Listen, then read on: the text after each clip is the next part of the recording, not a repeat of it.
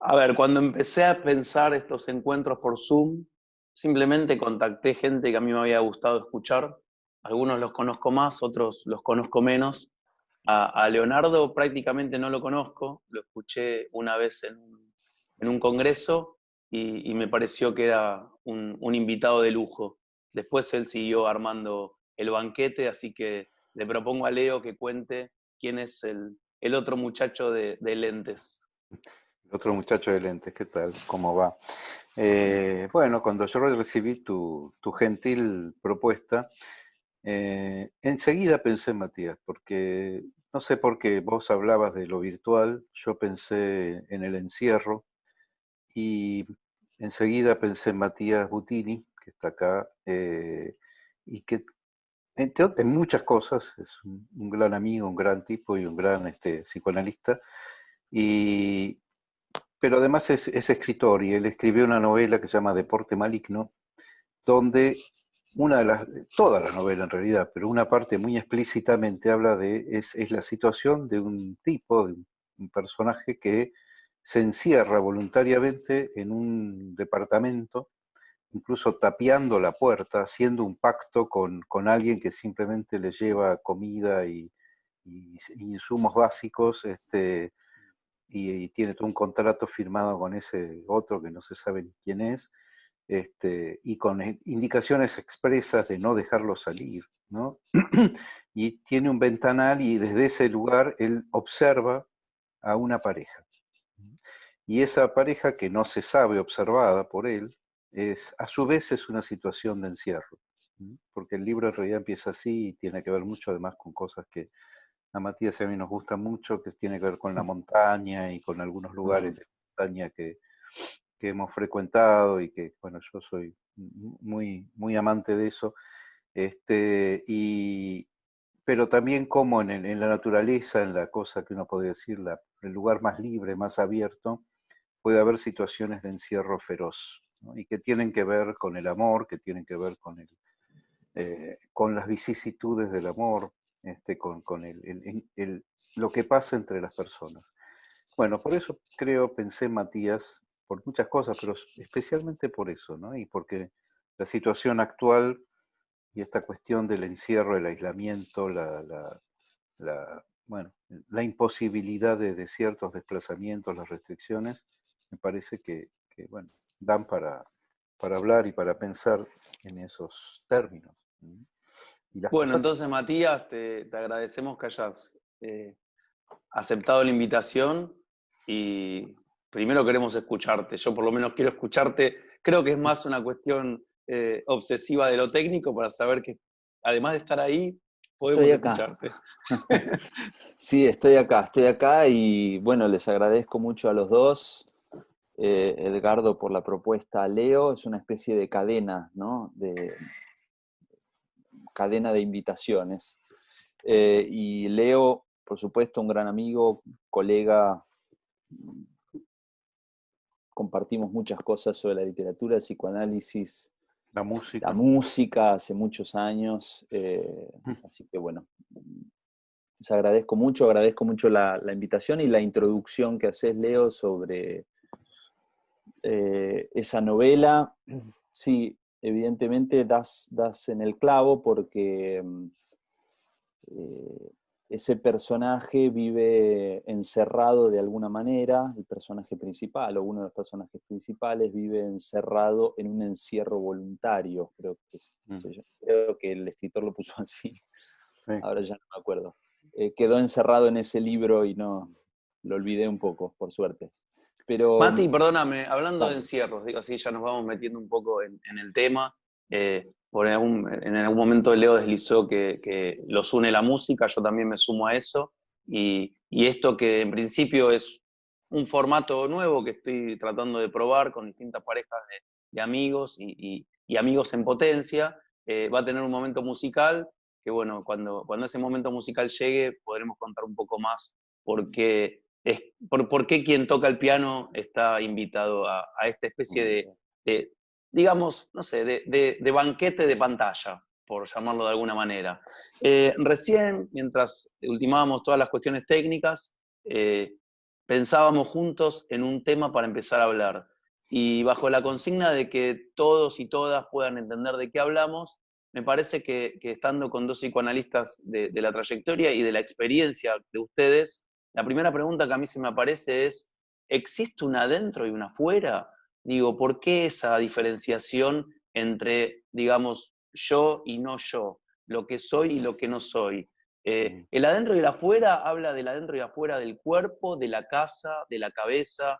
Digo, hoy por hoy yo les voy tirando temas para que ustedes después sigan conversando, pero me parece que lo interesante en esta pregunta que se hace es si existe realmente un adentro y un afuera, porque pareciera que de repente el aislamiento obligatorio nos impone límites y cuando nosotros sabemos que se hace un límite, esta cosa de no te pases de la raya, esa raya delimita dos espacios, dos tiempos, dos situaciones. Entonces, ¿qué se les ocurre a partir de esta pregunta que se me dibuja adentro, pero que largo un poco hacia afuera? ¿Querés empezar vos, Matías? Bueno, si querés digo alguna cosa que sí, que efectivamente estuvimos conversando antes de comenzar, y digamos, se me viene a la cabeza esta idea de Freud, ¿no? De que una idea tardía en él tal vez, pero que está desde el inicio y es clave, y es Freud dice que uno no puede escapar a un peligro interior. Es una de las fórmulas o los modos más poéticos tal vez que Freud utiliza para hablar de algo del encierro, y del encierro que tiene que ver con la pulsión, ¿no? Es decir, creo que la usa esa expresión hablando de la fobia, cómo el síntoma fóbico se construye alrededor de poner una afuera más bien peligroso y alarmante que intente salvar algo que le pasa a uno, en realidad, ¿no?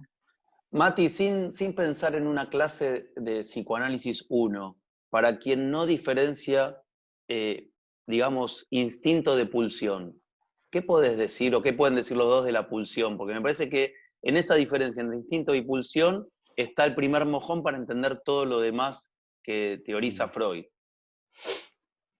Bueno, por ahí que el instinto ya sabe y la pulsión tiene que aprender. Yo lo diría así. El instinto es lo que le pasa, qué sé yo, a los monitos de Sumatra, ¿viste? En Animal Planet. Ahí donde ya saben lo que tienen que hacer, aunque sean conductas complicadísimas, pero eso, y todos los monitos hacen lo mismo, ¿no? Y ya saben. En cambio, nosotros los humanos, parlantes, que nos tenemos que vestir, tenemos que tener una casa, no podríamos sobrevivir una noche en la selva donde sobreviven los monitos, tenemos que aprender, desde que nacemos hasta que nos morimos, ¿no? Y tenemos que aprender cuáles son los modos de encontrar una satisfacción. Nada nos dice acerca de eso. El cuerpo sí funciona, sabe respirar, sabe latir el corazón, bueno, un montón de cosas sabe, pero en lo que hace a encontrar una satisfacción, no hay predeterminado ese saber. Entonces, bueno, hay que aprender. Y de eso, bueno, ahí se arma, como decía Matías, esto de, bueno, ¿dónde está lo que me satisface, ¿no? Y dónde está lo que me exige una satisfacción. Y cómo es que no se puede huir de eso, ¿sí? Y volviendo un poco a lo que decía Mati, digo, para articularlo entre los dos y casi ir cerrando este segmento. ¿Qué piensan si yo les digo que uno no puede escapar de los miedos o de lo que fuera? Casi que yo traduje eso que decías de Freud, ese peligro interior puede transformarse en un miedo. Entonces digo, ¿podríamos decir que adentro puede estar el peligro y afuera puede estar el deseo? No. ¿Cómo sería el adentro y afuera con respecto a lo que nos atemoriza?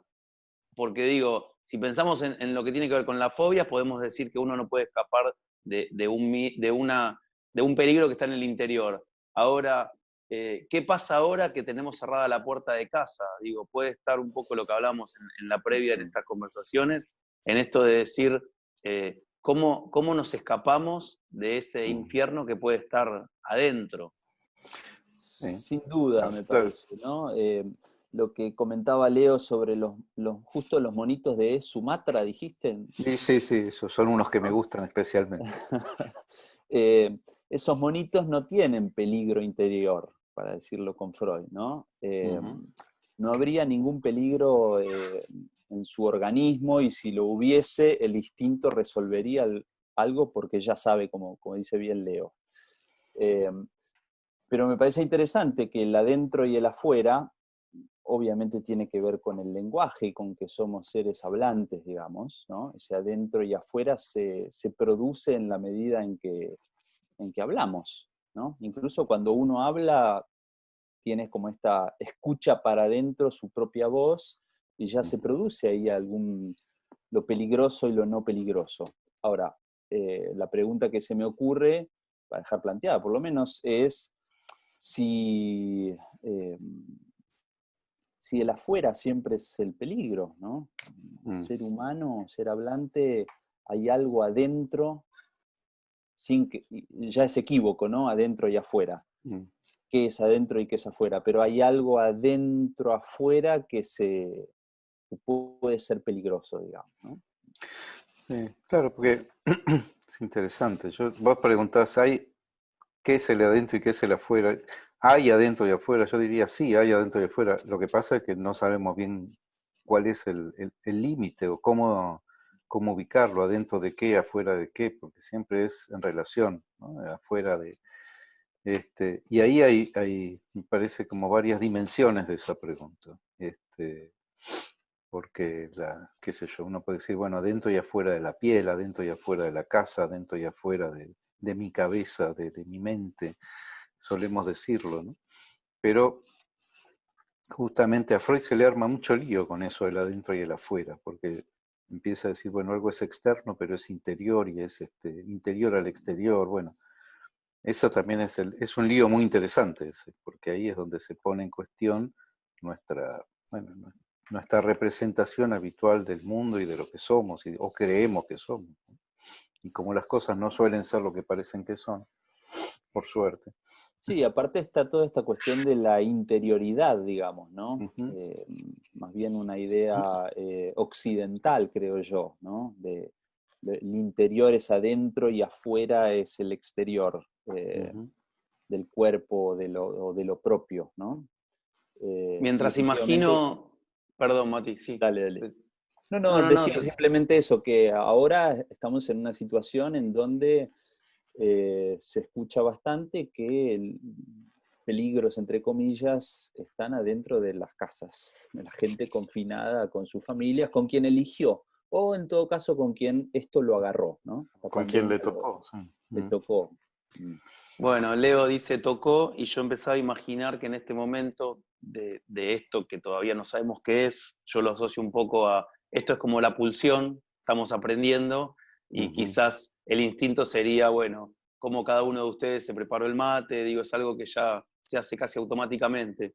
Pero decía, Leo dijo tocó, y yo empiezo a imaginar un piano que es tocado por alguien muy especial, que para no, digamos, ensuciar mucho la música, vamos a hacer de cuenta de que de alguna manera en el nombre del Padre Leo lo presenta, y nos vamos a esto que puede ser una pausa, puede ser un final, porque de hecho quizás hay gente que solamente mire este envío y diga suficiente, y hay gente que se quede con ganas de ver los otros. Así que contanos un poco de Santiago, que en este momento por la magia de la edición va a estar poniéndole música a estas palabras. Bueno, Santiago es, además de ser mi segundo hijo, es alguien que a los 7, 8 años se enganchó con un teclado y sigue hasta el día de hoy, ¿no? En este momento, además, están en un lugar complicado como es Nueva York, lugar al que fue hace varios años y a estudiar, y después, bueno, está haciendo como su trayectoria ahí. Y bueno, y nunca dejó el piano y se fue enganchando con distintas cosas, y creo que bueno, es uno de los músicos a mí actuales que más que más me gusta, y no sé si, bueno, en realidad creo que él habla cuando toca el piano.